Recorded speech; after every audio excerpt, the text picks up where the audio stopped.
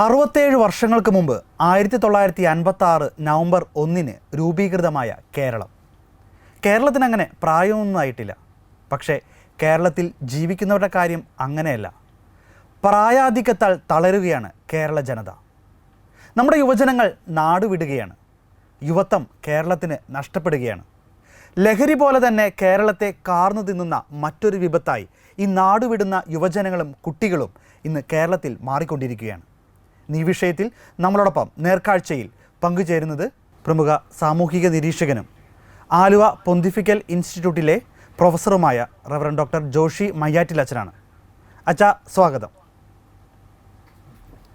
അച്ഛാ, കഴിഞ്ഞ ദിവസം ദീപികയിൽ വന്ന ലേഖനവുമായി ബന്ധപ്പെട്ട് ഭിക്ഷാം ദേഹികളുടെ നമ്പർ 1 കേരളം എന്ന് പറയുന്ന ലേഖനം, കഴിഞ്ഞ ദിവസങ്ങളിലെല്ലാം കുറച്ച് നാളുകളായിട്ട് കേരളം ഇത് ചർച്ച ചെയ്യപ്പെടുന്നുണ്ടെങ്കിലും വളരെയേറെ ഗൗരവത്തോടെ, അല്ലെങ്കിൽ ഇത്രയേറെ ഗൗരവത്തോടെ ഈ ഒരു വിഷയം കണ്ടിരുന്നില്ല എന്ന് വേണം കരുതാനായിട്ട്.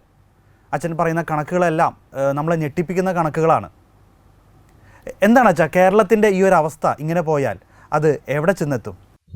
കേരളത്തിന്റെ അവസ്ഥ ഒന്ന്, മസ്തിഷ്കമില്ലാത്തൊരു കേരളം. അങ്ങനെയാണല്ലോ ബ്രെയിൻ ഡ്രെയിൻ എന്ന് പറയുന്നത്. ഇപ്പൊ മസ്തിഷ്ക ചോർച്ച അത് വലിയൊരു കാര്യമാണ്, നല്ലൊരു കാര്യമാണ് എന്ന് പോലും ചിന്തിക്കുന്ന ഒരു രാഷ്ട്രീയ, സാമൂഹിക, സാംസ്കാരിക ഗതികേടിലേക്ക് കേരളം എത്തിപ്പെട്ടിരിക്കുന്നു. അതിന്റെ ഫലമായി ഒരു മസ്തിഷ്കമില്ലാത്ത കേരളം സാവധാനത്തിലുണ്ടാകും. 2, ഊർജമില്ലാത്ത ഒരു കേരളം സാവധാനത്തിലുണ്ടാകും. യുവജനമാണ് ഒരു സമൂഹത്തിന്റെ ഊർജം, ശക്തി. അപ്പോൾ ഊർജമില്ലാത്ത ഒരു കേരളം. 3, ബന്ധങ്ങൾ ഊഷ്മളമല്ലാത്ത ഒരു കേരളം. അതായത് പ്രത്യേകിച്ച് വാർദ്ധക്യത്തിലെത്തിയവര് ഒറ്റപ്പെടുന്ന ഒരു കേരളം. അടഞ്ഞ വീടുകൾ ഏറെയുള്ള ഒരു കേരളം. ഇതൊക്കെയാണ് എനിക്ക് ഭാവിയിലെ കാണാൻ കഴിയുന്നത്. അച്ഛാ, കേരളത്തിൽ നമുക്കറിയാം വിദ്യാഭ്യാസത്തിൽ ഉന്നതിയിലേക്ക് എത്തിച്ചത് ക്രൈസ്തവ മിഷണറിമാരാണ്. പണ്ട് ഒരു തരത്തിലും വിദ്യാഭ്യാസമോ അല്ലെങ്കിൽ താഴ്ന്നു കടന്നിരുന്നൊരു കാലഘട്ടത്തിൽ ഇന്ത്യയിൽ വന്ന് ഇംഗ്ലീഷ് വിദ്യാഭ്യാസം അടക്കം നമ്മുടെ കുട്ടികളിൽ വിദ്യാഭ്യാസം കൊടുത്ത് ഉയർത്തിക്കൊണ്ടുവന്നത് ക്രൈസ്തവ മിഷണറിമാരാണ്. ഇന്ന് കേരളവും ഭാരതമൊക്കെ ഇന്ന് ഈ ഒരു നിലയിൽ എത്തിയിട്ടുണ്ടെങ്കിൽ അതിന് പിന്നിൽ അവരും നൽകിയ ത്യാഗം, അവരും നൽകിയ ഒരു വിദ്യാഭ്യാസം അതെല്ലാം പിന്നിലുണ്ട്. പക്ഷേ ഇന്ന് കേരളവും ഭാരതമൊക്കെ ഇത്രമാത്രം ഡെവലപ്മെൻറ്റ് അല്ലെങ്കിൽ ആ ഒരു ഉന്നതിയിലേക്ക് എത്തി നിൽക്കുമ്പോൾ നമ്മുടെ കുട്ടികൾ വിദേശത്തേക്ക് പോകുന്നു. അവർ പഠിക്കുന്ന അല്ലെങ്കിൽ അവരുടെ ആ ഒരു കഴിവ് നമ്മുടെ നാട്ടിലോ അല്ലെങ്കിൽ കേരളത്തിലോ ഭാരതത്തിലോ ഉപയോഗിക്കപ്പെടാതെ പോകുന്നു. സർക്കാർ എന്തുകൊണ്ടാണ് ഒരു നിഷ്ക്രിയരായിട്ട് ഈ ഒരു വിഷയത്തിലിരിക്കുന്നത്?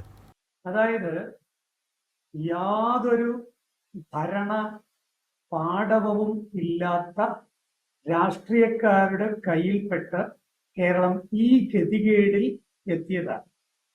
സത്യത്തിൽ വലിയ സാധ്യതയുണ്ടായിരുന്ന ഒരു നാടാണ് നമ്മുടേത്. ആ സാധ്യത ഡിജോ പറഞ്ഞതുപോലെ അത് മിഷണറിമാർ സമ്മാനിച്ച സാധ്യതയാണ്. 1511 കൊച്ചിയിൽ ആദ്യത്തെ സ്കൂൾ ഉണ്ടായി. 1511 പോർച്ചുഗീസുകാര് ഇമ്മാനുവൽ കോട്ട പണിതു. അതിനുശേഷം സാന്റാക്രൂസ് പള്ളി അന്ന് പണിതു. അതിനുശേഷം അവർ ചെയ്തത് ഒരു സ്കൂള് പണിയലാണ്. 1511. ഇനി 1587 ഒരു കോളേജ്, സെയിന്റ് പോൾസ് കോളേജ് ഉണ്ടായ ഒരു നാടാണ് നമ്മുടേത്. കൊച്ചിയിൽ തന്നെ പോർച്ചുഗീസുകാര് ഉണ്ടാക്കിയ കോളേജ്.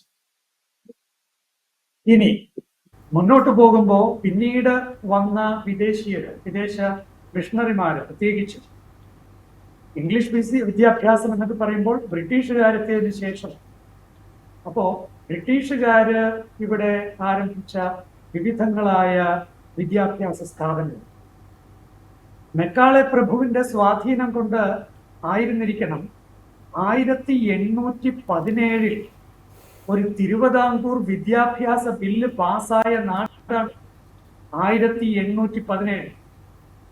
റാണി ഗൗരി പാർവതി ഭായ് ആണ് അതിന് പിന്നില് ഉണ്ടായിരുന്നത്. അത്രയ്ക്ക് അത് 1817 ആ വിദ്യാഭ്യാസ ബില്ല്, തിരുവിതാംകൂർ വിദ്യാഭ്യാസ ബില്ല് പറഞ്ഞു വെച്ചത് എന്താ? അതായത് ഇവിടുത്തെ വിദ്യാഭ്യാസ കാര്യങ്ങളിൽ സർക്കാരിന്റെ ഇടപെടൽ എന്ന് പറഞ്ഞാൽ എന്താ? സർക്കാരിന്റെ മൂലധന നിക്ഷേപം വേണമെന്നാണ്, സർക്കാർ പണം ഇറക്കണമെന്നാണ്. അതുവരെ വിദ്യാഭ്യാസം മിഷണറിമാരുടെ ഔദാര്യത്തിൽ നടന്നുകൊണ്ടിരുന്നു. 1817 സർക്കാർ ഇതിന് ഇങ്ങനെ പോയാൽ പോരാ, കുറെ കൂടി ഉത്തരവാദിത്വം ഏറ്റെടുക്കണം എന്ന് പറഞ്ഞ് ഉണ്ടായ ബില്ലാണ് തിരുവിതാംകൂർ വിദ്യാഭ്യാസ ബില്ല്. ശരിയാണ്, തിരുവിതാംകൂറില്, തെക്കൻ തിരുവിതാംകൂറിലാണ് എന്തെങ്കിലുമൊക്കെ അതുകൊണ്ട് ചലനം ഉണ്ടായത്. പിന്നെ ഇംഗ്ലീഷ് വിദ്യാഭ്യാസം അതൊക്കെ ഉണ്ടായി. അതുപോലെ തന്നെ നമുക്ക് മറക്കാനാവാത്തതാണ് വരാപ്പുഴ വികാരിയാത്ത് ആർച്ച് ബിഷപ്പ് ആയിരുന്ന ബെർണദിൻ ബച്ചിനല്ലി പിതാവ്. ബെർണദിൻ ബച്ചിനല്ലി പിതാവ് വിദ്യാഭ്യാസ മേഖലയിൽ, കേരളത്തിന്റെ വിദ്യാഭ്യാസ മേഖലയിൽ കൊടുത്ത സംഭാവന അത് ആരും ഇതുവരെ പഠിച്ചിട്ടില്ല. ഇപ്പോ ചാവറച്ചന്റെ പേരില് പള്ളിക്കൊരു പള്ളിക്കൂടം എന്നുള്ള പേരിൽ അത് വരുന്നുണ്ടെങ്കിലും സത്യത്തിൽ അദ്ദേഹം ഈ മെത്രാനച്ചന്റെ, ഈ ആർച്ച് ബിഷപ്പിന്റെ വികാർ ജനറൽ മാത്രമായിരുന്നു എന്ന് ഓർക്കണം. അപ്പോ അന്നത്തെ നിലവിലുണ്ടായിരുന്ന ഇറ്റാലിയൻ മിഷണറി ആയിരുന്ന കർമ്മലീത്ത മെത്രാപ്പോലിത്തയാണ് ഇവിടെ വിദ്യാഭ്യാസം എല്ലാ പള്ളികളോടും ചേർന്ന് പള്ളിക്കൂടം വേണമെന്ന് നിർബന്ധമാക്കിയത്. അത് നടപ്പിലാക്കാൻ തീർച്ചയായിട്ടും വിശുദ്ധനായ ചാവറപിതാവിനെ പോലുള്ളവർ കൈകോർത്തു അദ്ദേഹത്തോട്. അങ്ങനെ ഇവിടെ വിദ്യാഭ്യാസം പരന്നു. ഇനി സ്ത്രീകളുടെ വിദ്യാഭ്യാസം ഒന്ന് ആലോചിച്ച് നോക്കൂ. ആരാണ് ഇവിടെ ആദ്യം കൊണ്ടുവന്നത്? പ്രത്യേകിച്ച് വടക്കൻ തിരുവിതാംകൂറിൽ, തെക്കൻ തിരുവിതാംകൂറിലെ ഒരു പാർവതി ഭായി വടക്കൻ തിരുവിതാംകൂറിലുണ്ട്. അതാരാ? അത് ധന്യ എന്നിപ്പോൾ സഭ വിളിക്കുന്ന മദർ ഏലീശ്വ വാഗയിലാണ്. മദർ ഏലീശ്വ വാഗയില് സ്ത്രീകളുടെ വിദ്യാഭ്യാസത്തിനു വേണ്ടി വലിയ ഒരു കാരിസം സിദ്ധിച്ച ഒരു വനിതാ രത്നമാണ്. ഈ പേരുകളൊന്നും നമ്മൾ കേരളം കേട്ടിട്ട് പോലുമില്ല. ഞാൻ പറയുന്നത്, കേരളം സ്വാതന്ത്ര്യം ലഭിക്കുന്നതിന് മുൻപ് തന്നെ ഇവിടെ നമ്മുടെ വിദ്യാഭ്യാസ മേഖലയിലേക്ക് വലിയ സംഭാവനകൾ നൽകി, വലിയ സാധ്യതകൾ നൽകി ഉയർത്തിക്കൊണ്ടുവന്നത് കേരള ക്രൈസ്തവരാണ്. അതിന് ഒന്നാമതായി നമ്മൾ കടപ്പെട്ടിരിക്കുന്നത് വിദേശ മിഷണറിമാരോടാണ്. അത് പോർച്ചുഗീസുമാർ തുടങ്ങി ഇങ്ങോട്ട് ബ്രിട്ടീഷുകാർ വരെയുള്ള വിദേശ മിഷണറിമാർ. പിന്നെ ഇവിടുത്തെ ക്രൈസ്തവ സഭ, പ്രത്യേകിച്ച് വരാപ്പുഴ അപ്പസ്തോലിക വികാരിയായിരുന്ന ആർച്ച് ബിഷപ്പ് ബെർണദിൻ ബച്ചിനല്ലി, അദ്ദേഹത്തോടൊപ്പം കൈകോർത്ത് അധ്വാനിച്ച വിശുദ്ധനായ ചാവറ പിതാവ്, ഒപ്പം ആ കാലഘട്ടത്തിൽ സ്ത്രീ വിദ്യാഭ്യാസത്തിന് വേണ്ടി മുന്നിട്ടിറങ്ങിയ, സ്ത്രീകൾക്ക് വേണ്ടി ബോർഡിംഗ് ആരംഭിച്ച ഈ ആദ്യത്തെ ഒരു കോൺവെന്റ് സ്കൂള് ഹെഡ് മിസ്ട്രസ് ആരായിരുന്നു? മദർ ഏലീശ്വ വാഗയിലിന്റെ സഹോദരിയായ മദർ തെരേസ്യ. ഇങ്ങനെയുള്ള കാര്യങ്ങളുണ്ട്. നമ്മൾ ഒത്തിരി അന്വേഷിക്കേണ്ടതുണ്ട്, പഠിക്കേണ്ടതുണ്ട്, ഇതൊക്കെ പുറത്തു വരേണ്ടതുണ്ട്. പക്ഷേ നമ്മുടെ കയ്യിലേക്ക് ഭരണം വന്നതോടെ പിന്നീട് ഈ മേഖലയിൽ, ഈ അടിത്തറയിൽ കെട്ടിപ്പടുക്കാൻ നമ്മുടെ രാഷ്ട്രീയക്കാര്, നല്ല ബോധമുള്ള രാഷ്ട്രീയക്കാര് ശ്രമിച്ചിട്ടുണ്ട്. അങ്ങനെ വിദ്യാഭ്യാസ മേഖലയിൽ ക്രൈസ്തവ അടിത്തറയിൽ, സംഭാവനകളുടെ അടിത്തറയിൽ നല്ല സൗധം കേരളത്തിൽ പണിതു വന്നു. പക്ഷേ പിന്നീട് ഈ വക കാര്യങ്ങൾ ഒരു ചിന്തയുമില്ലാത്ത, വിദ്യാഭ്യാസത്തെക്കുറിച്ച് ഒരു ബോധവുമില്ലാത്ത, ഭാവിയെക്കുറിച്ച് ഒന്നും സ്വപ്നം കാണാൻ കഴിയാത്ത രാഷ്ട്രീയക്കാരുടെ കരങ്ങളിൽ എത്തിയതോടുകൂടി ഇവിടെ പിന്നെ നമ്മുടെ വിദ്യാഭ്യാസം ഏറ്റവും അധപ്പതിച്ച അവസ്ഥയിലായി, സ്വപ്നങ്ങളില്ലാതായി, കാലത്തിനനുസരിച്ച് വളർച്ചയില്ലാതായി, ഒന്നും പുതുതായ കോഴ്സുകളോ പുതുതായ സംരംഭങ്ങളോ ഒന്നുമില്ലാതായി. അതൊക്കെയാണ് ഇന്നത്തെ ഈ ഒഴുക്കിന്, ഈ വിദ്യാഭ്യാസം തേടി നമ്മുടെ മക്കൾ പുറത്തേക്ക് പോകുന്ന ഈ ഒഴുക്കിന് കാരണമായി മാറിയിട്ടുള്ളത്. അതിൻ്റെ ഫലമായി തന്നെയാണ് തൊഴിലിന്റെ മേഖലയിലും വലിയ ഒരു ഒരു വാക്യൂം, പ്രത്യേകിച്ച് തൊഴിൽശാലകളുടെ മേഖലയിൽ, വ്യവസായങ്ങളുടെ മേഖലയിൽ ഒരു വാക്യൂം ഉണ്ടായത്. അത് പിന്തിരിപ്പൻ പ്രത്യയശാസ്ത്രങ്ങളാൽ നയിക്കപ്പെടുന്ന രാഷ്ട്രീയക്കാര്, അഴിമതിക്കാര് ഒക്കെ ഉണ്ടാക്കി വെച്ച ഗതികേടാണ്. അതാണ് ഇപ്പോൾ നമ്മൾ അനുഭവിച്ചത്. അച്ഛാ, നമ്മൾ കേരളത്തിൽ ഇപ്പോൾ അച്ഛൻ പറഞ്ഞോട് അനുബന്ധിച്ചാണ് ഇന്ന് രാഷ്ട്രീയ മേഖലകളിൽ യുവജന പ്രസ്ഥാനങ്ങളിൽ പ്രവർത്തിക്കാനുള്ള വിദ്യാർത്ഥികളെ കിട്ടുന്നതിൽ ഒരു പഞ്ഞവുമില്ല. ഇന്നും രാഷ്ട്രീയ മേഖലയിലെ വിദ്യാഭ്യാസ മേഖലകളിലെല്ലാം യുവജനങ്ങളുണ്ട്.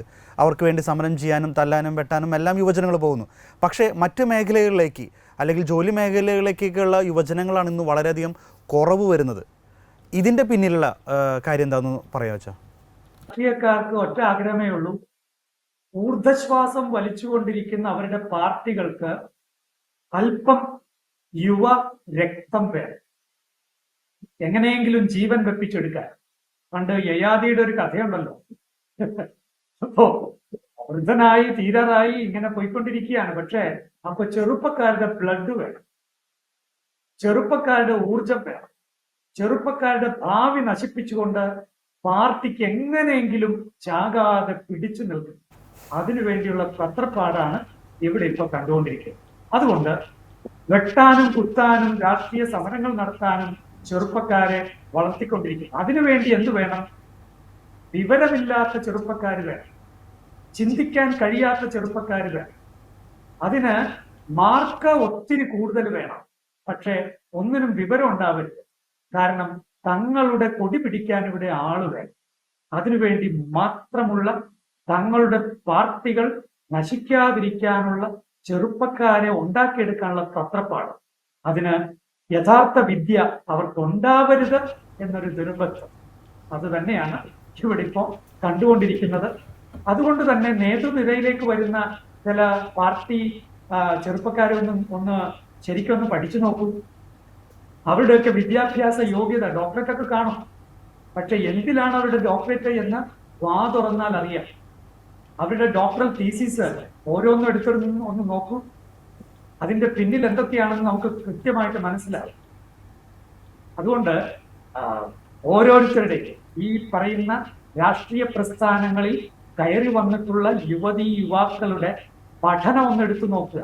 അവരെന്തു പഠിച്ചു, ഏത് വിഷയമാണ് അവർ ഫോക്കസ് ചെയ്തത് എന്ന് ശരിക്കൊന്ന് കേരളം ഒന്ന് അന്വേഷിച്ചാൽ അവർ ആഗ്രഹിച്ച തരത്തിലുള്ള ആളുകളെ അവർക്ക് കിട്ടി എന്ന് നമുക്ക് പറയാൻ കഴിയും. ഓക്കെ അച്ഛാ, നമ്മൾ ഈ ഒരു വിഷയത്തിൽ ഇപ്പോൾ കേരളം ഭയക്കേണ്ട ഈ ഒരു കണക്കുകളൊന്നും അച്ഛനൊന്ന് പറയാൻ പറ്റുമോ? ഇപ്പം എത്രത്തോളം യുവജനങ്ങൾ നമ്മുടെ കേരളത്തിൽ നിന്ന് ഈ കഴിഞ്ഞ വർഷങ്ങളിലെല്ലാം വിദേശത്തേക്ക് പോയി എന്നുള്ള വിഷയത്തെക്കുറിച്ച്? നമ്മുടെ യുവജനങ്ങളുടെ കുടിയേറ്റം സത്യത്തിൽ ഇപ്പൊ ഒന്നും ആയിട്ടില്ല. ഇതിപ്പോ നമ്മളിപ്പോ കാണുന്നുണ്ട്, ഒത്തിരി പേര് പോകുന്നത് കണ്ട് നമ്മൾ ഭയപ്പെടുന്നു. സത്യത്തിൽ ഇത് ഒരു വലിയൊരു മഞ്ഞുമലയുടെ ഒരറ്റം മാത്രമാണ്. നമ്മുടെ പിള്ളേര് ഒഴുകാൻ തുടങ്ങിയിട്ടേ ഉള്ളൂ. മൊത്തത്തിൽ നമുക്കറിയാമല്ലോ കേരളത്തിന്റെ മൈഗ്രേഷൻ എന്ന് പറയുന്നത്, അതായത് വിദേശ രാജ്യങ്ങളിലേക്ക് കുടികേറിയിരിക്കുന്നവരുടെ എണ്ണം എന്ന് പറയുന്നത് ഇപ്പൊ ലേറ്റസ്റ്റ് സർവേ അനുസരിച്ച്, കേരള മൈഗ്രേഷൻ സർവേ അനുസരിച്ച്, അതായത് 2023 ഇറങ്ങിയതാണ്. അത് ഈ കഴിഞ്ഞ കേരള ലോകസഭയിൽ അവതരിപ്പിച്ചു. അതനുസരിച്ച് 22 ലക്ഷം പേരാണ് പുറത്തുള്ളത്. ഇത് ചെറുപ്പക്കാരുടെ മാത്രം കഥയല്ല, മൊത്തത്തിൽ ഉള്ളവരുടെ കഥയാണ്. ഇനി ഇതിൽ കേന്ദ്ര സർക്കാരിന്റെ കണക്കുകൾ പ്രകാരം 2019 പുറത്തേക്ക് കേരളത്തിൽ നിന്ന് പോയിട്ടുള്ളവര് 30,948, അതായത് 31,000 പേര് 2019 പോയി. ഇത് കഴിഞ്ഞ, അതായത് 2016 അതിനു മുമ്പ് കണക്കുകൾ എടുത്തത്. അന്ന് 18,428. അപ്പൊ അതിന്റെ അർത്ഥം പിന്നെ 31,000 ഓർക്കണം.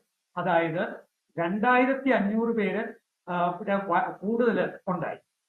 അതേസമയം ഇപ്പോ KMS കേരള മൈഗ്രേഷൻ സർവേ അനുസരിച്ച് 2023 മൈഗ്രേഷൻ സർവേ അനുസരിച്ച് ഇന്ന് കേരളത്തിൽ നിന്നുള്ള കുടിയേറ്റ ജനസംഖ്യയിൽ 11.3% വിദ്യാർത്ഥികളാണ്.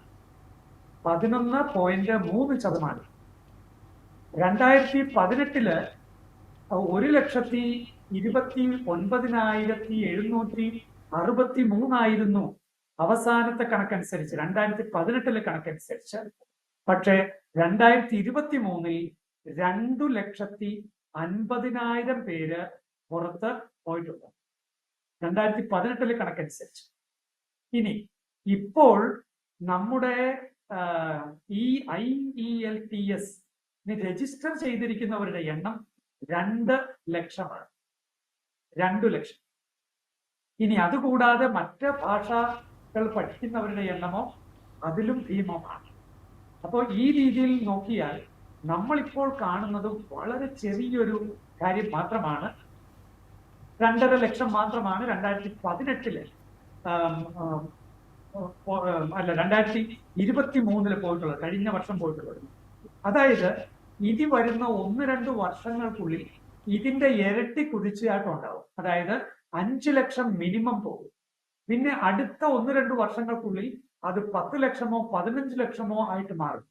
കാരണം ഇവിടെ വിദ്യാഭ്യാസ മേഖലയിൽ ഇനിയും പ്രതീക്ഷിക്കാൻ ഒന്നുമില്ല.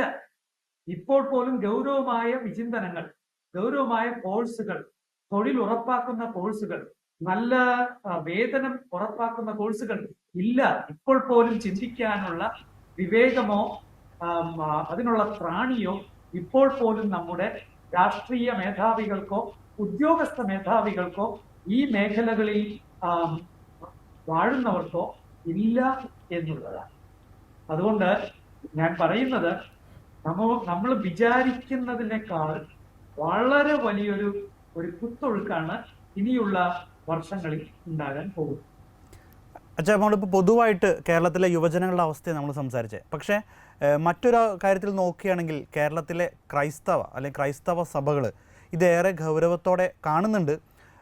എങ്കിലും അതൊരു ഭയപ്പെടുത്തുന്ന ഒരു നമ്പറിലേക്ക്, കാരണം മറ്റ് സമുദായങ്ങളിൽ നിന്നുള്ള യുവജനങ്ങൾ വിദേശത്തേക്ക് കുടിയേറുന്നതിൽ കൂടുതലാണ് ക്രൈസ്തവ യുവജനങ്ങളും ക്രൈസ്തവ കുടുംബങ്ങളും വിദേശ നാടുകളിലേക്ക് കുടിയേറുന്ന അവസ്ഥ. ഇതിനെങ്ങനെയാണ് നോക്കി കാണുന്നത്? ടിജോ, എനിക്ക് സംശയമുണ്ട്. നമ്മുടെ ആ ധാരണകൾ അത്ര ശരിയാണോ എന്ന് എനിക്കൊരു സംശയമുണ്ട്. ഏറ്റവും കൂടുതൽ മൈഗ്രേഷൻ നടക്കുന്നത് ഏത് ജില്ലയിൽ നിന്നാണെന്ന് അറിയാവോ? അത് മലബാറിൽ നിന്നാണ്.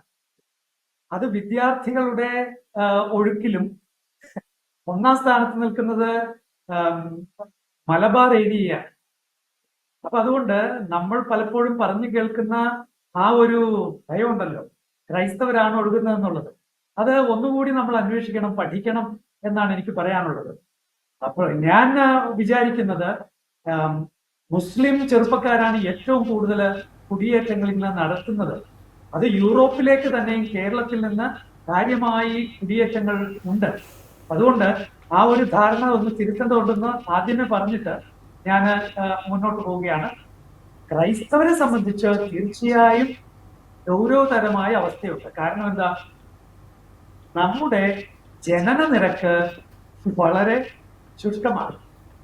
അപ്പോൾ ജനന നിരക്ക് ശുഷ്കമായ ക്രൈസ്തവ സമുദായത്തിൽ നിന്ന് യുവജനങ്ങളുടെ കുത്തൊഴുക്ക് ഇതുപോലെ ഉണ്ടാകുമ്പോൾ ഏറ്റവും കൂടുതൽ സഹിക്കാൻ പോകുന്നത് നമ്മൾ തന്നെയാണ്. അത് യാഥാർത്ഥ്യം. കുടുംബങ്ങളിൽ എണ്ണം കുറവ്. ഇത് ആരെയും കുറ്റം പറഞ്ഞിട്ട് കാര്യമില്ല. അത് ഞാൻ പിഴയാളി എന്ന് നമ്മൾ തന്നെ പറയണം. അതുകൊണ്ട് സത്യത്തിൽ ഈ ഒരു യുവജനങ്ങളുടെ ഒഴുക്ക് എന്ന് പറയുന്ന വിഷയം നമ്മെ സംബന്ധിച്ച് അതീവ ഗുരുതരമായ ഒരു സാഹചര്യമാണ് സൃഷ്ടിക്കുന്നത്. ഇപ്പൊ തന്നെ പത്തനംതിട്ട പരിസരത്ത് ഒന്ന് നോക്കിയാൽ മതി. അവിടെ ഈയിടക്ക് അതിന്റെ പേരിൽ ടാക്സ് വേണമെന്ന് പറഞ്ഞത് ഓർക്കുന്നുണ്ടോ? കേരള സർക്കാര് ബജറ്റിൽ ടാക്സ് കൊണ്ടുവരാൻ ശ്രമിച്ചു. എവിടെയാ? അടഞ്ഞു കിടക്കുന്ന വീടുകൾക്ക് ടാക്സ് കൊടുക്കണം എന്ന് പറഞ്ഞു ഓർക്കുന്നുണ്ടോ? സത്യത്തിൽ ഈ ജനന നിരക്കിൽ കുറഞ്ഞുപോയ ക്രൈസ്തവ വിഭാഗങ്ങളിൽ വീടുകൾ പലയിടത്തും അടഞ്ഞു കിടക്കുന്നു, അല്ലെങ്കിൽ വൃദ്ധര് മാത്രം ഉണ്ടായിരിക്കുന്നു. ആ അവസ്ഥയെ ടാക്സ് കൊണ്ടും കൂടി ജനിക്കാൻ ഉള്ള ഒരു താല്പര്യവും കൂടി സർക്കാരിന്റെ ഭാഗത്തുനിന്നുണ്ടായി. അവസാനം അതിനെതിരെ പ്രക്ഷോഭമൊക്കെ വന്നതോടുകൂടി അത് പിൻവലിച്ചു.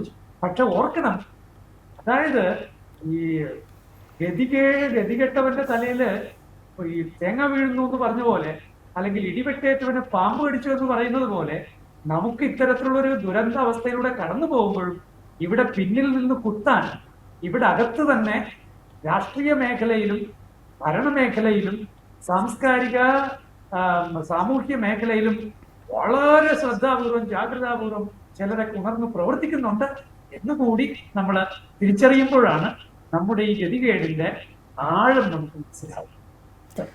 ഈ ഒരു വിഷയം തന്നെ രാഷ്ട്രീയ മേഖലയിലും ക്രൈസ്തവരെ ഒരുപാട് പ്രതികൂലമായി ബാധിക്കുന്നില്ലേ? കാരണം രാഷ്ട്രീയക്കാർ ഇപ്പോൾ ഓൾറെഡി ന്യൂനപക്ഷമായി മാറിക്കൊണ്ടിരിക്കുകയാണ് ക്രൈസ്തവർ കേരളത്തിൽ. അതിനോടൊപ്പം തന്നെ ക്രൈസ്തവരിൽ നിന്ന് ഒരുപാട് പേര് വിദേശത്തേക്ക് കുടിയേറുമ്പോൾ ഇപ്പോൾ ഒരു വോട്ടിംഗ് ശതമാനമൊക്കെ നോക്കുമ്പോൾ കഴിഞ്ഞ ലോക്സഭ ഇലക്ഷൻ തന്നെ കേരളത്തിൽ ക്രൈസ്തവർ ഏറ്റവും കൂടുതലുള്ള ഒരു ലോക്സഭാ മണ്ഡലത്തിൽ സംഭവിച്ചത് കണക്കുകൾ പ്രകാരം അവിടുത്തെ ഒരു ജനപ്രതിനിധി പറഞ്ഞതാണ്. കണക്കുകൾ പ്രകാരം ക്രൈസ്തവർ ഒരുപക്ഷെ കൂടുതലാണ്. പക്ഷേ അവിടെ വോട്ട് ചെയ്യാൻ അതിൻ്റെ പകുതി ആൾക്കാരുകളെ ആ ഒരു മണ്ഡലത്തിലുള്ളൂ. മറ്റ് പല സമുദായങ്ങളുടെയും ആളുകളുടെ വോട്ട് അനുസരിച്ചാണ് പലപ്പോഴും ജയിക്കേണ്ടി വരിക. ക്രൈസ്തവരെ വിശ്വസിച്ച് അവർക്കൊപ്പം നിൽക്കാൻ സാധിക്കുന്നില്ല. കാരണം പകുതി ആളുകളെ അവരുടെ ആ മണ്ഡലത്തിലുള്ള, ബാക്കിയൊക്കെ വിദേശത്താണ്. അവരുടെ വോട്ട് കിട്ടില്ല. കിട്ടുന്നത് ഈ പറഞ്ഞ സമുദായങ്ങളുടെ വോട്ടുണ്ടെങ്കിൽ മാത്രമേ ജയിക്കാൻ പറ്റുള്ളൂ. അതുകൊണ്ട് തന്നെ പലപ്പോഴും രാഷ്ട്രീയ നേതാക്കൾ ക്രൈസ്തവർക്കൊപ്പം നിൽക്കുന്നില്ല, അല്ലെങ്കിൽ അവർക്ക് വേണ്ടി പല കാര്യങ്ങളും ചെയ്യുന്നില്ല. ഈ ഒരു ഭീകര അവസ്ഥ കേരളത്തിൽ നിന്നുണ്ട്. വളരെ സത്യമാണ്. കൊടിയ അനീതി സഹിക്കാൻ വിധിക്കപ്പെട്ടവരായി ഇന്ന് ക്രൈസ്തവർ മാറിയിരിക്കുകയാണ്. അതിന്റെ മുഖ്യ കാരണം രാഷ്ട്രീയമായി വിലപേശാൻ കഴിയാത്ത വിധത്തിലുള്ള നമ്മുടെ ജനസംഖ്യയാണ്. സംശയമൊന്നും വേണ്ട. നമ്മൾ ഇപ്പോഴും സാമുദായികമായി ചിന്തിക്കാൻ കഴിവില്ലാത്തൊരു സമൂഹമാണ്. നമ്മള് സാമുദായികമായി ചിന്തിച്ചാൽ അത് വർഗീയതയാണ് എന്ന് പോലും കരുതുന്ന ഒരു തെറ്റായ മനോഭാവം ഇന്ന് നമ്മുടെ ഇടയിലുണ്ട്. അതിനെ അങ്ങനെ ആ രീതിയിൽ പ്രചരിപ്പിക്കുന്നവരുമുണ്ട്. സാമുദായികമായി ചിന്തിച്ചാൽ അത് വർഗീയതയാണ് എന്ന്. സത്യത്തിൽ സാമുദായികമായി ചിന്തിക്കാത്തതാണ് ഇന്നത്തെ ക്രൈസ്തവരുടെ ഇടയിലെ ഏറ്റവും വലിയ പ്രശ്നങ്ങളിൽ ഒന്ന്. വർഗീയത എന്ന് പറയുന്നതും സാമുദായികത എന്ന് പറയുന്നതും രണ്ടാണ് എന്ന് കാണാൻ കഴിയുന്നില്ല. അതേസമയം ഇവിടെ സാമുദായികമായും അതിനുമപ്പുറത്ത് വർഗീയമായും ചിലര് പ്രബലപ്പെടുകയും ശക്തിപ്പെടുകയും പദ്ധതിയിടുകയും കാര്യങ്ങൾ മുന്നോട്ട് നീക്കുകയും ഒക്കെ ചെയ്യുമ്പോഴും അവിടെ മതേതരത്വം എന്നൊരു സ്റ്റിക്കർ അവിടെ ഒട്ടിച്ചു കൊടുക്കാൻ എല്ലാവരും തയ്യാറാണ് താൻ. ഒരു രാഷ്ട്രീയ പാർട്ടി ക്രൈസ്തവർക്ക് വേണ്ടി ഇതുവരെ ക്രൈസ്തവർക്ക് വേണ്ടി എന്ന് പറഞ്ഞുകൊണ്ട് ഒരു രാഷ്ട്രീയ പാർട്ടി ഉണ്ടായിട്ടുണ്ടോ ഡിജോ? ഇല്ല. ക്രൈസ്തവർക്ക് വേണ്ടി എന്ന് പറഞ്ഞ ഒരു രാഷ്ട്രീയ പാർട്ടി ഇവിടെ ഉണ്ടായിട്ടുണ്ടോ? ഒരു ക്രൈസ്തവ പാർട്ടി ഇവിടെ ഉണ്ടായിട്ടുണ്ട്? സത്യത്തിൽ അത് നമ്മുടെ വിശാലമായ മനസ്സും മതേതരമായ മനസ്സും അതാണ് അത് കാണിക്കുന്നത്. കേരള കോൺഗ്രസ് എന്നുള്ള പേരില് ഒരു പാർട്ടി ഇവിടെ ഉണ്ടായിരുന്നു. എപ്പോഴെങ്കിലും കേരള കോൺഗ്രസ് പറഞ്ഞിട്ടുണ്ടോ പച്ചയായിട്ട് ക്രൈസ്തവർക്ക് വേണ്ടിയുള്ള പാർട്ടിയാണ് ഞങ്ങൾ എന്ന് എപ്പോഴെങ്കിലും പറഞ്ഞിട്ടുണ്ടോ? ന്യൂനപക്ഷ പാർട്ടി എന്ന് പറഞ്ഞിട്ടുണ്ടാവാം, അല്ല കർഷകർക്ക് വേണ്ടിയുള്ള പാർട്ടി എന്ന് പറഞ്ഞിട്ടുണ്ടാവാം. പക്ഷേ ക്രൈസ്തവർക്ക് വേണ്ടിയുള്ള പാർട്ടി എന്ന് ഒരിക്കലും പറഞ്ഞിട്ടില്ല. പക്ഷേ കേരള കോൺഗ്രസിനെ എല്ലാവരും ലേബൽ ചെയ്തിരുന്നത് എങ്ങനെയാണ്? ക്രൈസ്തവ പാർട്ടി എന്നാണ്. അതായത് നമ്മൾ ശ്രമിക്കാത്ത വഴികളിൽ നമ്മുടെ തലയ്ക്ക് പലപ്പോഴും പല ലേബലുകളും പലരും ഒട്ടിച്ചു വെച്ചു. ഇനി മുസ്ലിം ലീഗ് പോലുള്ള പാർട്ടികൾ ഇവിടെ മതേതരമാണ് എന്ന് പറഞ്ഞുകൊണ്ട് ഇപ്പോൾ മുന്നോട്ട് പോയിക്കൊണ്ടിരിക്കുന്നു. അതിന് ഇവിടെയുള്ള നിലവിലുള്ള മുഖ്യധാര പാർട്ടികൾക്ക് അവരിൽ നിന്നുണ്ടാകുന്ന വർഗീയമായ നിലപാടുകളുടെ കാര്യത്തിൽ ഇടപെടാനോ അത് ശരിയല്ല എന്ന് പറയാൻ ഒരിക്കലെങ്കിലും നാവ് പൊങ്ങിയിട്ടുണ്ടോ? ഒരിക്കലെങ്കിലും? അപ്പോഴ് ഞാൻ പറഞ്ഞു വരുന്നത്, വർഗീയവാദത്തിൽ ആഴപ്പെടുന്ന ഒരു രാഷ്ട്രീയ പശ്ചാത്തലം ഇന്നിവിടെയുണ്ട്. അവിടെ സാമുദായിക ബോധത്തിൽ എങ്കിലും ആഴപ്പെടേണ്ട ഒരു ഉത്തരവാദിത്വം ക്രൈസ്തവർക്കുണ്ട് എന്നാണ് എനിക്ക് പറയാനുള്ളത്. അതിന് ഏറ്റവും പ്രധാനമായി വേണ്ടത് നമ്മുടെ ഇടയിലുള്ള ഒന്നിപ്പിന്റെ ഘടകങ്ങൾ കണ്ടെത്തുക എന്നുള്ളത് തന്നെയാണ്. ഒന്നിപ്പിനായി ശക്തമായി മുന്നോട്ട് വരിക എന്നുള്ളത് തന്നെയാണ് എനിക്ക് പറയാനുള്ളത്. അച്ഛാ, ഇതോടുകൂടി കൂട്ടിച്ചേർത്ത് തന്നെ പറയുകയാണെങ്കിൽ ഒരു സ്വയം വിമർശനം എന്ന രീതിയിൽ തന്നെ ഇപ്പോൾ പലപ്പോഴും ഈ ഒരു വിഷയത്തിൽ യുവജനങ്ങൾ നാടുവിടുന്നു, അല്ലെങ്കിൽ ക്രൈസ്തവർ എണ്ണം കുറയുന്നു, പലപ്പോഴും നമ്മുടെ സഭ ശോഷിക്കുന്നു എന്ന രീതിയിലൊക്കെ പലപ്പോഴും പല വീഡിയോകളും പല രീതിയിൽ വൈദികരും മെത്രാന്മാരൊക്കെ പലപ്പോഴും പറയുന്നുണ്ട്. ഈ വീഡിയോകളിലൊക്കെ പല കമൻറ്റുകളും ഇപ്പോൾ ഞങ്ങൾക്ക് ലഭിക്കുന്നത് ക്രൈസ്തവർ എന്നായാലും പറയുന്നൊരു കാര്യമുണ്ട്. നമ്മുടെ ക്രൈസ്തവ വിദ്യാഭ്യാസ സ്ഥാപനങ്ങൾ ഒരുപാടുണ്ട് കേരളത്തിൽ, അല്ലെങ്കിൽ ക്രൈസ്തവ ജോലി മേഖലകൾ ചെയ്യുന്നത്. പക്ഷേ അവിടെയെല്ലാം ക്രൈസ്തവരായ കുട്ടികൾക്ക് അല്ലെങ്കിൽ കത്തോലിക്കരായ കുട്ടികൾക്ക് പോലും അഡ്മിഷൻ ലഭിക്കണമെങ്കിൽ കൊടുക്കേണ്ട ഭീമമായ തുക. ഇനി അവിടെ ജോലിക്ക് പലപ്പോഴും നാട്ടിൽ തന്നെ നിന്ന് ജോലി ചെയ്യാൻ ആഗ്രഹിക്കുന്നവരാണ് ഇവിടുത്തെ യുവജനങ്ങൾ എന്നാണ് പലരും പറയുന്നത്. പക്ഷേ അവർക്ക് ജോലി കിട്ടുമ്പോൾ കിട്ടുന്ന തുച്ഛമായ സാലറി, പലപ്പോഴും സഭാ സ്ഥാപനങ്ങളിൽ പോലും അവർക്ക് ലഭിക്കുന്ന വളരെ കുറഞ്ഞ സാലറിയൊക്കെയാണ് ഈ യുവജനങ്ങളെ വിദേശത്തേക്ക് ഒരു മെച്ചപ്പെട്ട ജീവിത രീതിയിലേക്ക് പോകാൻ ആഗ്രഹിക്കുന്നത്. അതുകൊണ്ട് തന്നെ ആ രീതിയിൽ അഭിനന്ദ പിതാക്കന്മാരൊക്കെ ശ്രദ്ധിക്കണം എന്ന് പല കമൻറ്റുകളും പല നിർദ്ദേശങ്ങളും വരുന്നുണ്ട്. ഇതിനെങ്ങനെയാണ് നോക്കിക്കാണുന്നത്? ലിജോ, ഞാൻ അതിനെ രണ്ട് തരത്തിലാണ് നോക്കിക്കാണുന്നത്. ഒന്ന്, ക്രൈസ്തവരുടെ മൊത്തത്തിലുള്ള സാമ്പത്തികമായ ഒരു പരാധീനതയുടെ തലമുണ്ട്. ഈ നാട്ടിലെ സകലർക്കും വേണ്ടി വിദ്യാഭ്യാസം ഉറപ്പുവരുത്താൻ നമ്മുടെ സകല ധനവും നമ്മൾ ഇവിടെ ഇറക്കിയിട്ടുണ്ട്. അങ്ങനെ കേരളത്തിന്റെ വിദ്യാഭ്യാസ മേഖലയിൽ സാരമായ വളർച്ച നമ്മളിലൂടെ ഇവിടെ ഉണ്ടായിട്ടുണ്ട്. പക്ഷേ ഇങ്ങനെയുള്ള വളർച്ചയ്ക്ക് കാരണമായ നമ്മുടെ സ്ഥാപനങ്ങളെ മെയിൻറ്റെയിൻ ചെയ്യാൻ പോലും കഴിയാത്ത വിധത്തിൽ സാമ്പത്തികമായ വലിയ പരാധീനതയിലേക്ക് ക്രൈസ്തവ സമുദായം ഇവിടെ കൂപ്പുകുത്തിയിരിക്കുകയാണ്. എനിക്ക് വിദ്യാഭ്യാസ സ്ഥാപനങ്ങളുടെ കാര്യത്തിൽ പലപ്പോഴും ഇങ്ങനെയുള്ള കമന്റുകൾ പറയാനുള്ളവരോട് ചോദിക്കാനുള്ള ഒന്നാമത്തെ ചോദ്യമാണ്, നമ്മുടെ ഇപ്പറയുന്ന ബിൽഡിങ്സ് നമ്മൾ കെട്ടിയത് ആർക്ക് വേണ്ടിയാണ്? ഇവിടുത്തെ പൊതുസമൂഹത്തിന് വേണ്ടിയാണ്. ഈ പൊതുസമൂഹത്തിന് വേണ്ടി നമ്മൾ നൽകിയ വിദ്യാഭ്യാസ സേവനങ്ങൾ എല്ലാവരെയും വളർത്തി. അതിൽ നമുക്ക് അഭിമാനമുണ്ട്. ക്രൈസ്തവ സമുദായവും വളർന്നത് അതേ വിദ്യാഭ്യാസ സ്ഥാപനങ്ങളിലൂടെയാണ്. അത് മറക്കരുത് നമ്മൾ. അങ്ങനെ വിദ്യാഭ്യാസ സ്ഥാപനങ്ങളിലൂടെ വളർന്ന ക്രൈസ്തവരും ഒപ്പം മറ്റു മതസ്ഥരും, ക്രൈസ്തവ സ്ഥാപനങ്ങളിലൂടെ വളർന്ന മൊത്തത്തിൽ വളർന്ന കേരള സമൂഹം. പക്ഷേ സാമ്പത്തികമായി വല്ലാതെ താഴേക്ക് പോയ ക്രൈസ്തവ സമുദായത്തിന്റെ ഗതികേടിനെ കാണാനോ പരിഹാരം കാണാനോ ശ്രമിച്ചിട്ടില്ല എന്നുള്ള യാഥാർത്ഥ്യം. ഇപ്പോ JB കോശി കമ്മീഷൻ, ആ കമ്മീഷനെ നിയമിച്ചുകൊണ്ട് രാഷ്ട്രീയപരമായ നേട്ടം കൊയ്തു ഒരു കൂട്ടര്. ഇലക്ഷനിൽ തീർച്ചയായും ക്രൈസ്തവ വോട്ടുകൾ നേടി ഒരു കൂട്ടര്. എന്ത് ആത്മാർത്ഥതയാണ് JB കോശി കമ്മീഷന്റെ കാര്യത്തിൽ ഇവര് കാണിച്ചിട്ടുള്ളത്? എത്ര വർഷം കഴിഞ്ഞു JB കോശി കമ്മീഷൻ ഈ റിപ്പോർട്ട് സമർപ്പിച്ച് കഴിഞ്ഞിട്ട്? എന്നിട്ട് ഇന്നലെ മിനിയാന്ന് നിയമസഭയില് എന്താണ് മന്ത്രി അബ്ദുറഹ്മാൻ പറഞ്ഞത്? എന്താ പറഞ്ഞേ? അതിങ്ങനെ അവര് പഠിച്ചുകൊണ്ടിരിക്കുന്നു, അവരെ കമ്മ്യൂണിറ്റിക്ക് അത് ഓരോ വകുപ്പ് തലങ്ങളിലേക്കും ചർച്ചക്കായി കൊടുത്തിരിക്കുന്നു എന്ന്. ഞാൻ ചോദിക്കട്ടെ, പാലൊളി കമ്മീഷന്റെ റിപ്പോർട്ട് വന്നിട്ട് എത്ര നാള് ചർച്ച നടത്തി ഡിജോ? പാലൊളി കമ്മീഷന്റെ റിപ്പോർട്ട് വന്നിട്ട് അത് നടപ്പിലാക്കാനായിട്ട് എത്ര ശുഷ്കാന്തിയാണ് ഇവിടെയുള്ള രാഷ്ട്രീയക്കാർ കാണിച്ചത്? ആലോചിച്ച് നോക്കുക. ഇന്നിവിടെ സാമ്പത്തികമായി ഏറ്റവും ശക്തമായ കമ്മ്യൂണിറ്റി ഏതാണ്? ശരിക്കും ആലോചിച്ച് നോക്കുക. ഒരു കേരളത്തിന്റെ ഒരറ്റം മുതൽ മറ്റേ അറ്റം വരെ ഒന്ന് യാത്ര ചെയ്താൽ ഏത് കമ്മ്യൂണിറ്റിയാണ് ഇവിടെ വളർന്നു നിൽക്കുന്നതെന്ന് നമുക്ക് കാണാൻ കഴിയും. ശരിയാ, സ്കൂളുകളും കോളേജുകളും തീർച്ചയായിട്ടും നമ്മുടേതായിട്ടുണ്ട്. പക്ഷേ അതിനെ മെയിൻറ്റെയിൻ ചെയ്യാനുള്ള സാമ്പത്തികമായ അവസ്ഥ പോലും ഇല്ലാത്ത ഗതികേടിലാണ് ക്രൈസ്തവ സമുദായം. അതുകൊണ്ടാണ് പല ക്രൈസ്തവ സ്കൂളുകളിലും ചില കോളേജുകളിലും ഒക്കെ ഇന്ന്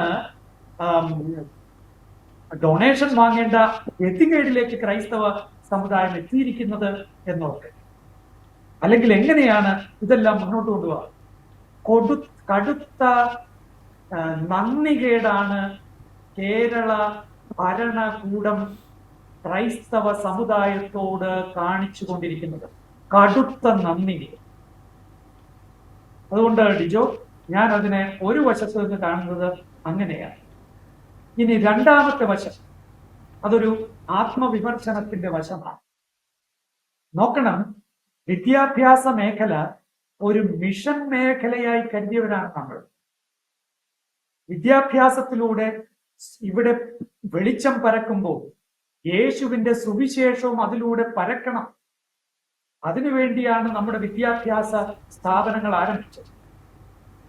ഒന്ന്, നമ്മൾ ആത്മശോധന ചെയ്യേണ്ടത് നമ്മുടെ പ്രത്യേകിച്ച് ക്രൈസ്തവ ന്യൂനപക്ഷ അവകാശങ്ങളിലൂടെ നമ്മൾ വളരെ കാര്യമായി നേടിയെടുത്ത വിദ്യാഭ്യാസ സ്ഥാപനങ്ങളിൽ ഇന്ന് യേശുവിനെ കുറിച്ച് പ്രഘോഷിക്കാനും സുവിശേഷം പകരാനും ഒക്കെയുള്ള നമ്മുടെ ആ ഉത്തരവാദിത്വവും നമ്മുടെ ലക്ഷ്യവും നമ്മൾ നിറവേറ്റുന്നുണ്ടോ? ഈശോയെ പകരണം. എന്തിന്? ക്രൈസ്തവർക്ക് മതബോധനത്തിനുള്ള സമയം പോലും നമ്മുടെ പല സ്കൂളുകളിലും നമ്മൾ ഉപയോഗിക്കുന്നില്ല എന്നുള്ളതാണ്. അപ്പൊ നമ്മൾ ആത്മശോധന ചെയ്യേണ്ട മറ്റൊരു തലം. ഇനി നമ്മളിൽ ചിലര്, പ്രത്യേകിച്ച് KCBCയുടെ കൃത്യമായ നിർദ്ദേശം ഉണ്ടായിരിക്കെ, പ്രത്യേകിച്ച് വിദ്യാഭ്യാസ മേഖല അഴിമതിരഹിതമാകണമെന്നും സാമ്പത്തികമായ നേട്ടമുണ്ടാക്കാനുള്ള ഒന്നായിട്ട് അതിനെ കരുതരുതെന്നും ക്രൈസ്തവരുടെ ഭാഗത്ത് നിന്ന്, പ്രത്യേകിച്ച് മെത്രാൻ സംഘത്തിന്റെ ഭാഗത്ത് നിന്ന് കൃത്യമായ നിർദ്ദേശം ഉണ്ടായിരിക്കെ, സാമ്പത്തിക ലക്ഷ്യങ്ങളോടി മാത്രം ഈ മേഖലയിൽ ഇടപെടുന്ന വലിയ കോർപ്പറേറ്റ് സംവിധാനങ്ങൾ ഇന്നിവിടെ ഉണ്ടായിരിക്കെ എന്തിനാണ് വിദ്യാഭ്യാസ കച്ചവടക്കാർ എന്ന് ക്രൈസ്തവ സമുദായത്തിന് ആകമാനം ചീത്തപ്പേരുണ്ടാക്കുന്ന തരത്തിലുള്ള 5 സ്റ്റാർ സ്കൂളുകളും 5 സ്റ്റാർ കോളേജുകളും എന്തിനാണ് ക്രൈസ്തവർ അല്ലെങ്കിൽ ക്രൈസ്തവ സംഘടനകൾ അല്ലെങ്കിൽ ക്രൈസ്തവ സന്യാസ സഭകൾ എന്തിനാണ് ഇനിയും കെട്ടിപ്പൊക്കുന്നത്? എന്തിനു വേണ്ടിയാണ് നമ്മൾ മുന്നോട്ട് നിൽക്കുന്നത്? ഞാൻ പറയും, നമ്മുടെ വിദ്യാഭ്യാസ മേഖലയിലെ സംഭാവനകൾ മൂല്യാധിഷ്ഠിതമായിരുന്നു ഇതുവരെ. ആ മൂല്യാധിഷ്ഠിത വിദ്യാഭ്യാസ സംഭാവന കേരളത്തിന് നമ്മൾ നൽകി കഴിഞ്ഞു.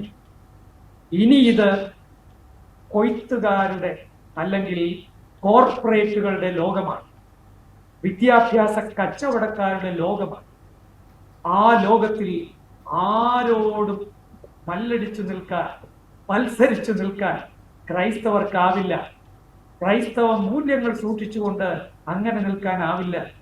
അതുകൊണ്ട് ഇനിയും വിഡ്ഢിത്തത്തിന് ഇറങ്ങരുത് എന്നാണ് ക്രൈസ്തവ പ്രസ്ഥാനങ്ങളോടും സന്യാസ ഭവനങ്ങളോടും രൂപതകളോടും എനിക്ക് പറയാനുള്ളത്. ഓക്കെ ചാ, വ്യക്തമാണ്. ഇനി അവസാനമായ ചാ, ഈ ഒരു ഭിക്ഷാംദേഹികളുടെ നമ്പർ 1 കേരളം എന്നൊരു പേര് മാറ്റിയെടുക്കാൻ സർക്കാർ ഭരണ സംവിധാനങ്ങളിൽ അടിയന്തരമായിട്ട് ചെയ്യേണ്ടത് എന്താണ്? ഡിജോ, ഞാന് ദീപികയിൽ എഴുതിയ ആ ഒരു കുറിപ്പില് പരിമിതമായ പരിഹാര നിർദ്ദേശങ്ങൾ എന്നാണ് ഞാൻ പറഞ്ഞിരിക്കുന്നത്. പരിമിതമായ പരിഹാര നിർദ്ദേശങ്ങൾ, അതായത് ഞാനീ പറയുന്ന നിർദ്ദേശങ്ങൾ വളരെ സാവധാനത്തിൽ റിസൾട്ട് ഉണ്ടാക്കുന്നത് മാത്രമല്ല, ഒരു ഒറ്റ നിർദ്ദേശം കൊണ്ട് അല്ലെങ്കിൽ ഒരു തലത്തിലുള്ള പരിഹാരങ്ങൾ കൊണ്ട് അടയ്ക്കാവുന്ന ഒരു ചോർച്ചയല്ല ഇപ്പോൾ ഉള്ളത്. കേരളത്തിലെ സാമൂഹിക അന്തരീക്ഷം മൊത്തത്തിൽ സുന്ദരമല്ല എന്ന് ചെറുപ്പക്കാർക്ക് തോന്നുന്നതോടു കൂടിയാണ് അവർ പുറത്തേക്ക് ഒഴുകുന്നത്. ഇവിടുത്തെ രാഷ്ട്രീയ സാഹചര്യം അങ്ങേയറ്റം മലീമസമാണ്. ഇത് നമ്മളെ ഒരു കാരണവശാലും വളർത്തില്ല എന്ന് ഉറപ്പുള്ളത് കൊണ്ടുകൂടിയാണ് അവര് പുറത്തേക്ക് പോകുന്നത്. ഇവിടുത്തെ സാമ്പത്തിക അവസ്ഥ വളരെ ദയനീയമാണ്. ഇത് ഗതി പിടിക്കാൻ പോണില്ല എന്ന് വ്യക്തതയുള്ളത് കൊണ്ടാണ് അവർ പുറത്തേക്ക് പോകാൻ തീരുമാനിക്കുന്നത്. അതുകൊണ്ട് ഒരു മൊത്തമായ, ഒരു എക്സ്ക്ലൂസീവായ, ഹോളിസ്റ്റിക്കായ പരിഹാര നിർദ്ദേശം വയ്ക്കാൻ എനിക്കില്ല.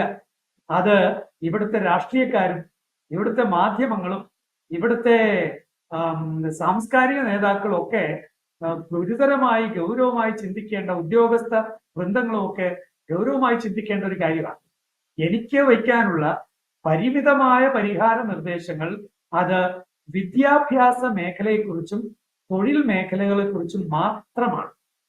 ഒന്ന്, ഗ്ലോബലൈസേഷൻ, ആഗോളവത്കരണം അല്ലെങ്കിൽ ആഗോളീകരണം നടന്നു കഴിഞ്ഞ ഈ ഒരു കാലഘട്ടത്തിൽ ഗ്ലോബലൈസേഷന്റെ പോസിറ്റീവായ കാര്യങ്ങൾ വിദ്യാഭ്യാസ മേഖലയിൽ, തൊഴിൽ മേഖലയിൽ ഉണ്ടായിട്ടുള്ള വലിയ ഒരു ഒരു ഒരു സാർവത്രിക മാനമുണ്ട്.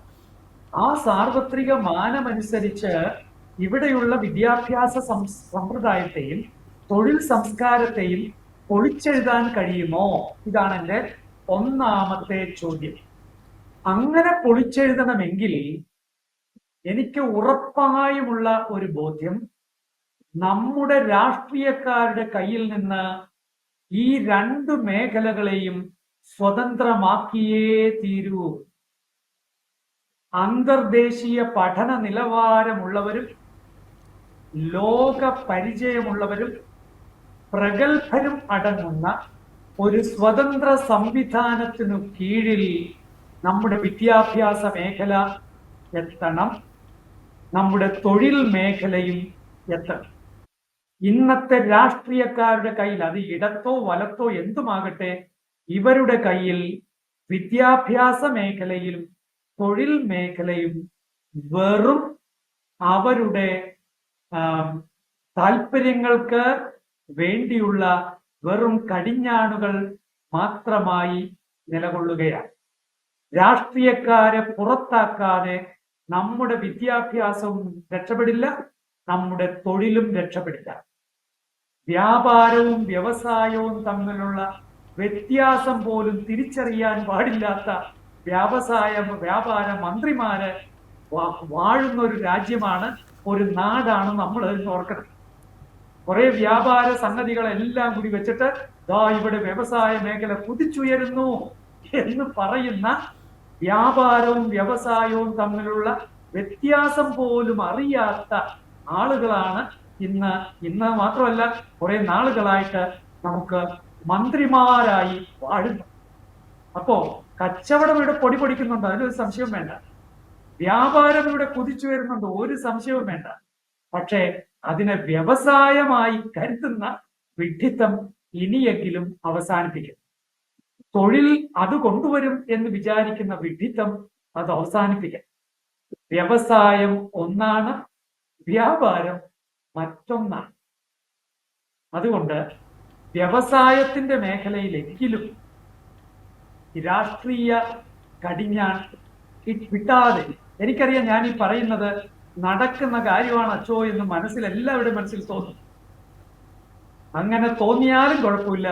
ഒന്നുകൂടി ഞാൻ പറയുകയാണ്, വിദ്യാഭ്യാസവും വ്യവസായവും നമ്മുടെ രാഷ്ട്രീയക്കാരുടെ കയ്യിൽ അല്പം പോലും രക്ഷപ്പെടില്ല.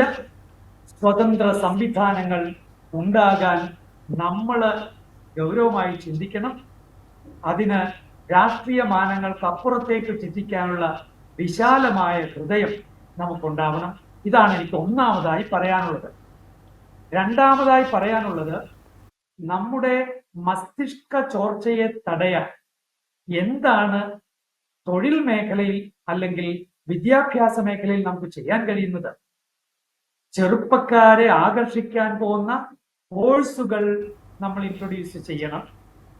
ചെറുപ്പക്കാരെ ആകർഷിക്കാൻ പോകുന്ന തൊഴിൽ സംവിധാനങ്ങൾ, സംരംഭങ്ങൾ യുദ്ധകാല അടിസ്ഥാനത്തിൽ ഏർപ്പെടുത്താൻ നമ്മൾ തയ്യാറാവണം. ഇതാണ് രണ്ടാമതായി എനിക്ക് പറയാനുള്ളത്. അത് ഇമ്മീഡിയറ്റ് ആയിട്ട് ചെയ്യേണ്ടതാണ്. ഞാൻ നേരത്തെ പറഞ്ഞ കാര്യം കുറെ കൂടി വിശാലമായ ഒരു ചർച്ചകൾക്കും ഒക്കെ ശേഷം ഉരുത്തിരിഞ്ഞു വരേണ്ട, ബൗദ്ധിക മേഖലയിൽ ഉരുത്തിരിഞ്ഞു വരേണ്ട ഒരു കാര്യമാണ്. ഇനി മൂന്നാമതായി ഞാൻ പറയുന്നത് സഭയെ കുറിച്ചാണ്. സഭ വിദ്യാഭ്യാസ മേഖലയിൽ നൽകിയ സംഭാവനകൾ ഇന്ന് വിദ്യാഭ്യാസ സ്ഥാപനങ്ങളുടെ തലത്തിൽ ഒതുങ്ങിപ്പോയിരിക്കുന്നു. ഇവിടെ ഒരു കരിക്കുലം പ്രിപ്പറേഷന്റെ മേഖലയിൽ നമുക്ക് എന്തെങ്കിലും ഒരു സേ ഉണ്ടോ? 12 പേരടങ്ങുന്ന ഒരു കമ്മിറ്റി ഇവിടെ കേരളത്തിൽ വിദ്യാഭ്യാസ പാഠപുസ്തകങ്ങൾ പുതുക്കുന്നതിന് വേണ്ടി ഉണ്ടായി. ഒരു ക്രിസ്ത്യാനിയുടെ പേര് പോലും അതിന് കണ്ടില്ല എന്നാണ്. ഞാൻ കുറ്റപ്പെടുത്തുന്നില്ല. അതായത്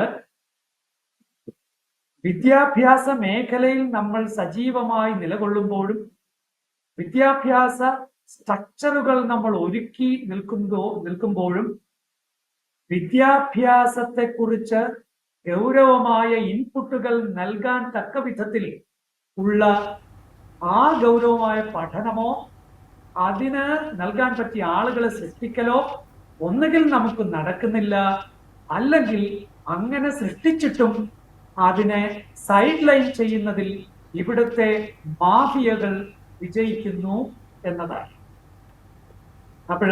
അതുകൊണ്ട് കത്തോലിക്ക സഭ ഗൗരവപരമായ വിചിന്തനങ്ങളിലും പദ്ധതിയിടലുകളിലും വിദ്യാഭ്യാസത്തെക്കുറിച്ച് ഉള്ള നൂതനമായ സംരംഭങ്ങളെ കുറിച്ചൊക്കെ ഉള്ള ചർച്ചകളിലും പങ്കാളികളാകണമെന്നാണ് എനിക്ക് പറയാനുള്ളത്. നാലാമതായി എനിക്ക് പറയാനുള്ളത്, ചെറുപ്പക്കാർക്ക് തൊഴിൽപരമായ ലക്ഷ്യബോധം ചെറുപ്പത്തിലേ തന്നെ വളർത്തിയെടുക്കുന്ന ശ്രമങ്ങൾ ഇടവക തലങ്ങളിൽ ഉണ്ടാവും. പ്രത്യേകിച്ച് കരിയർ ഗൈഡൻസ് കൃത്യമായി നമ്മുടെ കുട്ടികൾക്ക് ലഭിക്കണം. അഞ്ചാമതായി എനിക്ക് പറയാനുള്ളത്, നിലവിലുള്ള വൊക്കേഷണൽ ഹയർ സെക്കൻഡറി വേണ്ട വിധത്തിൽ നമ്മുടെ ശ്രദ്ധയിൽ പെട്ടിട്ടില്ല എന്നാണ്.